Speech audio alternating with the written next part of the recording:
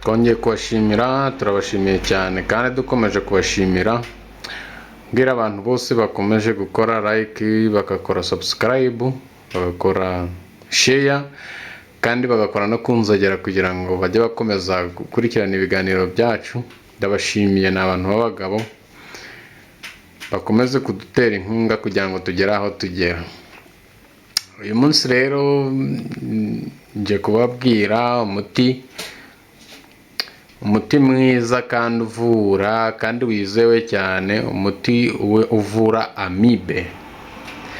Amibe rero akaba ari indwara yazengereje abantu benshi, abagore, abagabo, haba abana n'abantu bashaje bose usanga amibe yarabatatse kuko irwaye abantu benshi bashoboka.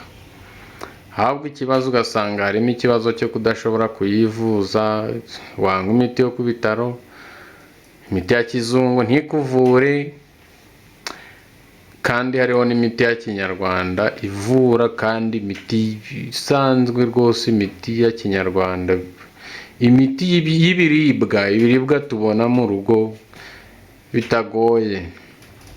Icyo rero nkabanje kugira ngo mbabwire umuti uvura amibe, kandi mbasaba ko ibyo mvuga byose mujye mubikurikiza uko mbivuga, ntimukarenze urugero, ntimukishireho ibyanyu, namwe mushake gushyiraho ubuhanga bwanyu. Oya, ntabwo ari byiza, ntabwo ari byiza habe namba, kuko ushobora gukoresha umuti mwinshi ukakwangiriza, cyangwa se ugakoresha umuti ukawukoresha nabi ntukire nkuko wakagombye kuba weho wakira uko ubyizera.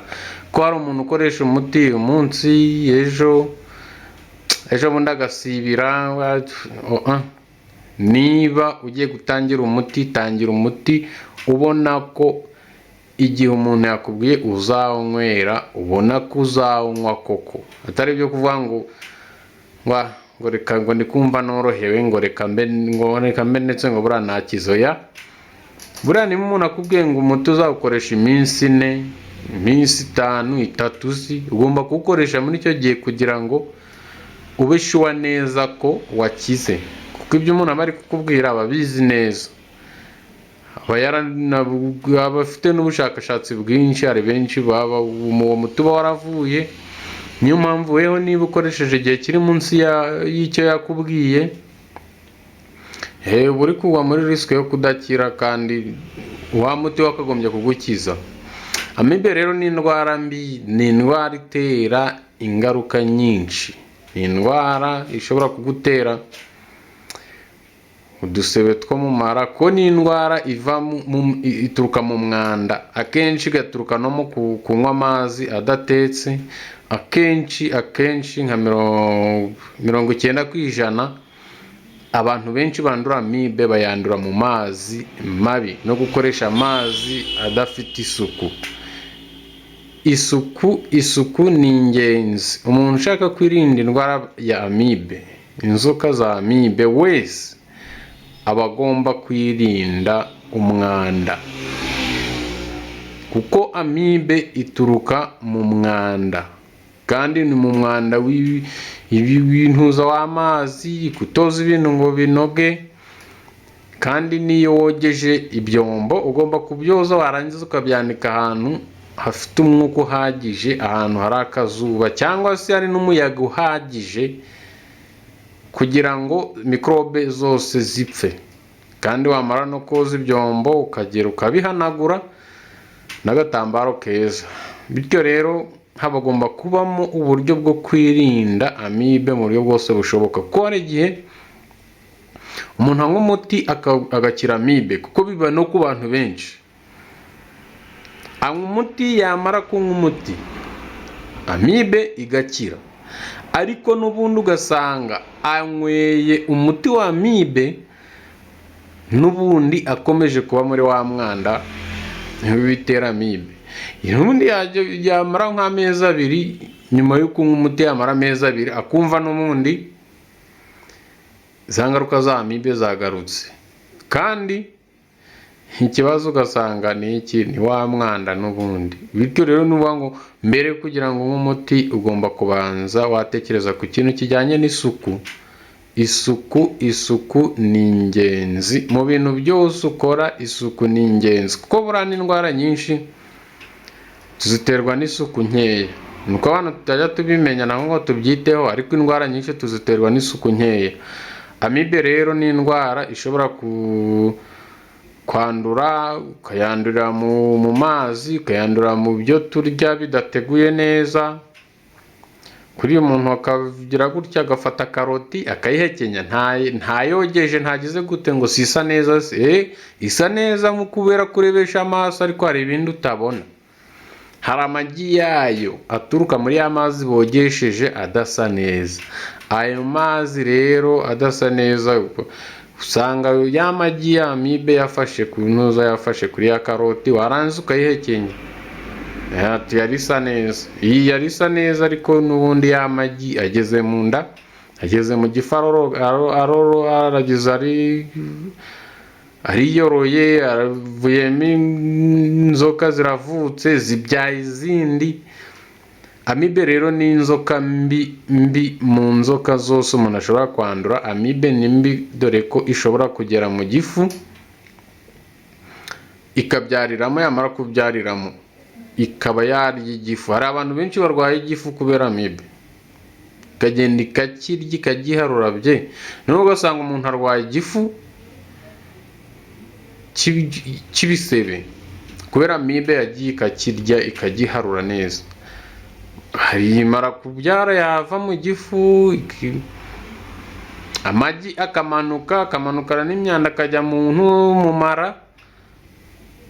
Akenshi ijya mu mara, yamara kugera iyo igeze mu mara ihita ituramo, kuko nibwo buturo bwayo.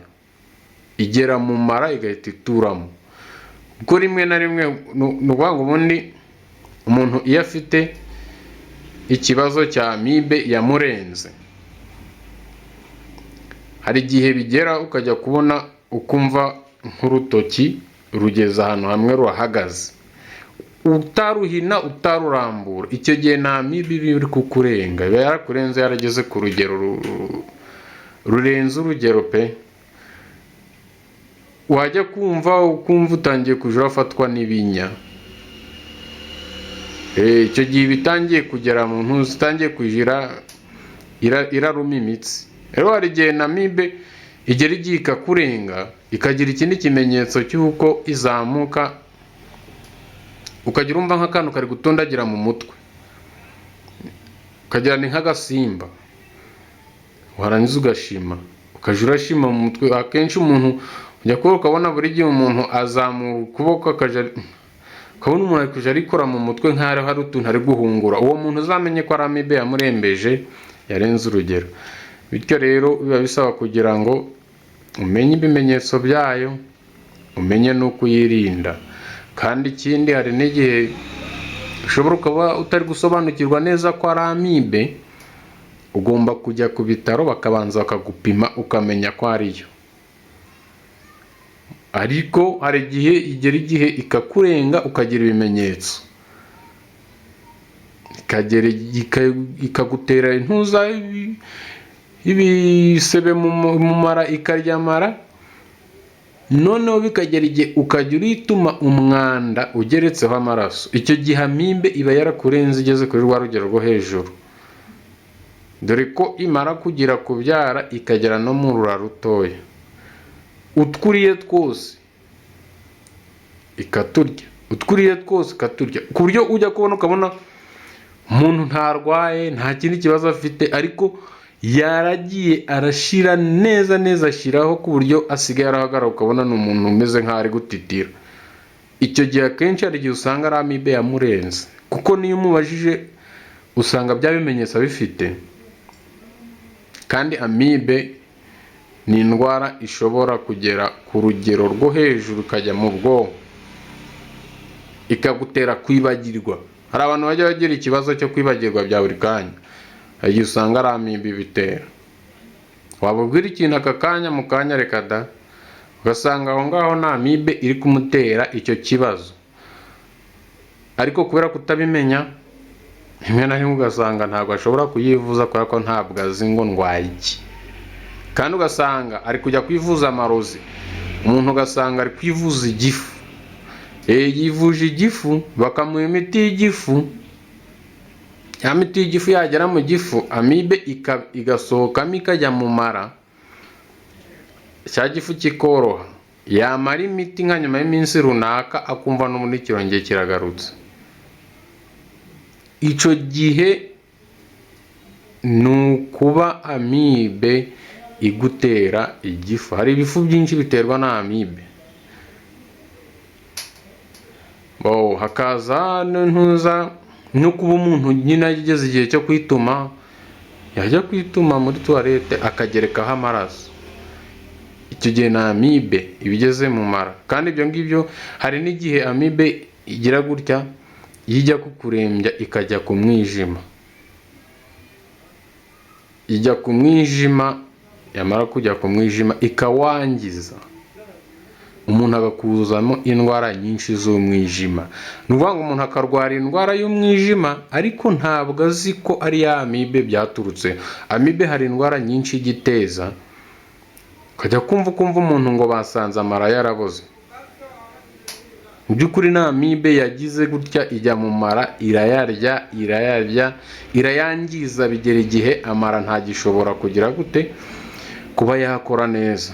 Cyangwa se ugasanga umuntu arwaye igifu, cyangwa se ugasanga umwijima waratobaguritse, ariko ugasanga nicyo kibazo cya amibe. Inzoka ya amibe ni inzoka mbi mu buzima, ku buryo utagiye ukoresha imiti amibe irakira, igakira burundu. Ahubwo ikibazo ni kimwe abantu bose badashobora gukora: kunywa imiti, warangiza kunywa imiti nyuma yaho ugashobora kuyirinda 100%, kuko duhura nayo mu bintu byinshi. Utu tuntu twose tugenda turyagaguzwa, ubonye akarindazi ugatamira, wagize ute, ntukarabye, ntugize gute, aho hantu niho amibe uyandurira.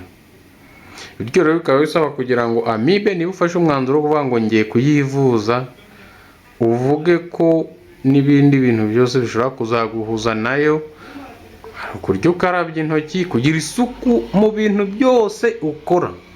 Nicyo kintu cya mbere cy'ingenzi kigomba gutuma wirinda amibe, kuko ahantu hose tugenda amibe irahari, ibintu byose amibe biriho. Cyane cyane ikintu cya mbere ugomba kwirinda: kunywa amazi yanduye.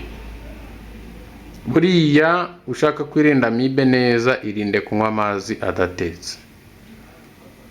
Aya mazi tunywa yose usanga hibereyemo amagi ya amibe.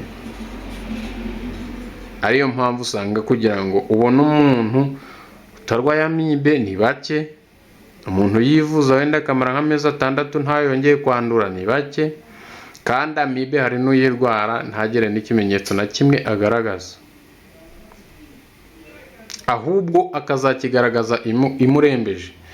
Ku nkuba ashobora kugira gutya, amibe yayirwara ntihite yirukira mu mara cyane ngo abe ariho yibanda, igahita yigira ku mwijima. Icyo gihe yigira ku mwijima birangira mugiye kuba mukabona umuntu amaso atangiye gusa n'umuhondo, amaraso tayari yatangiye no kuba makeya, kubera ko yagiye ku mwijima iri kwinywera y'amaraso.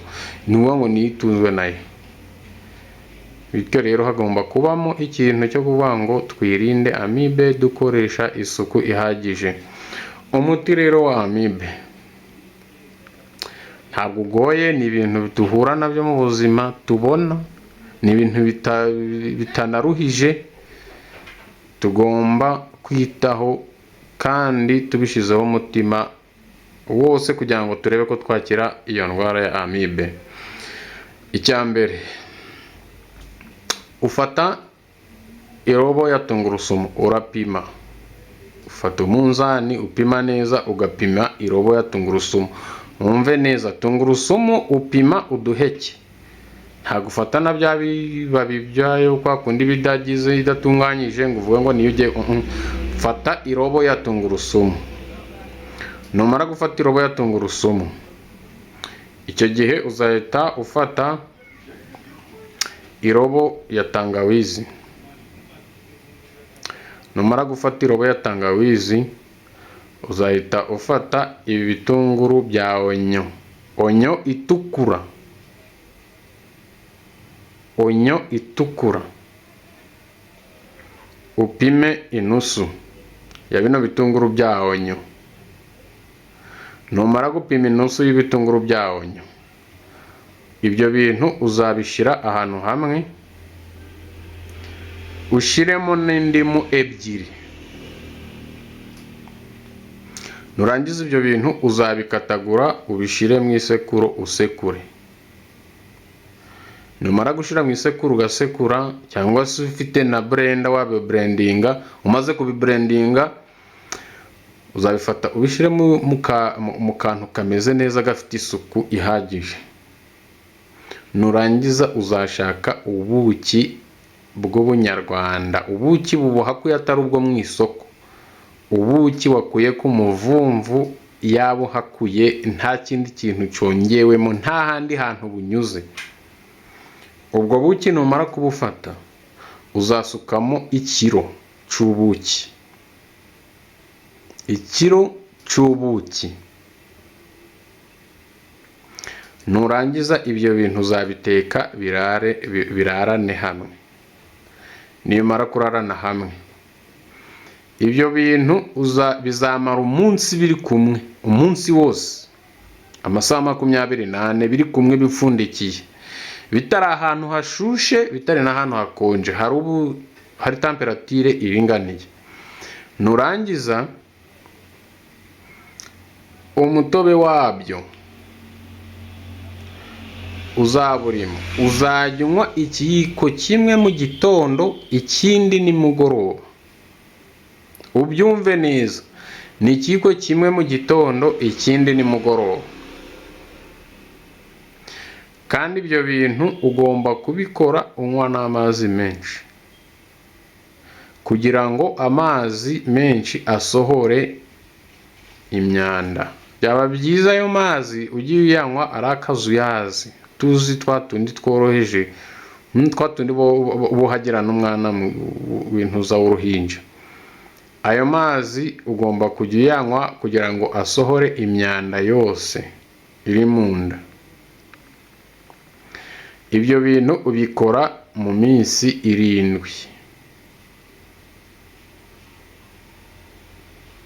Unywa ikiyiko kimwe mu gitondo na nimugoroba. Kandi ibyo bintu ukabikorana isuku ihagije. Amibe bisaba kugira ngo ube ufite isuku ihagije. Ikindi, mu gihe uri gukoresha iyo miti, ikintu cya mbere ugomba kwirinda kurya, ugomba kwirinda kurya amagi, inyama n'amata. Ibyo nibyo bintu byorora amibe, hiyongeyeho n'ibintu byose bituruka ku ifarini, ku ngano, ingano, ifarini, ibintu nk'ibyo bituruka byose ku ngano. Nta muntu utazi ingano. Ubwo harimo imigati biki. Ibyo bintu ugomba kubyirinda mu gihe uri gukoresha uwo muti, kuko ibyo bintu nibyo byorora amibe mu mubiri, nibyo biryo byazo nyuma y'uko zikonka. Amata, amagi, inyama, ibyo bintu ugomba kubyirinda, n'ibikomoka ku ngano. Ubwo ariko abantu bose ntawe utazi ingano icyo ari cyo, cyangwa ifarini. Ubwo ibyo bintu byose ugomba kubyirinda, bityo bigatuma wivura indwara ya amibe kandi ugakira neza. Nyuma y'icyo gihe ubona resulta. Gusa hari igihe uba wararembye, yarakurengeye, yararenze urugero.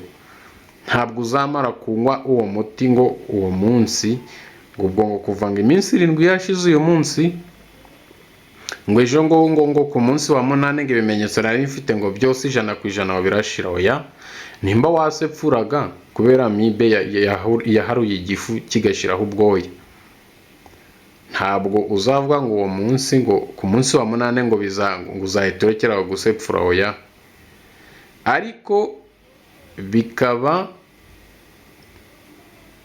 bisaba kugira ngo uwo muti uwukoreshe wanariye,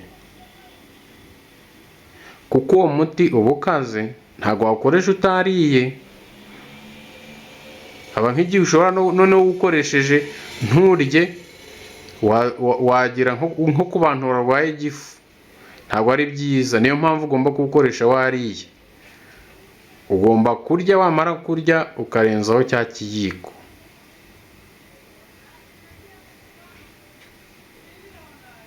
Nibyo byiza.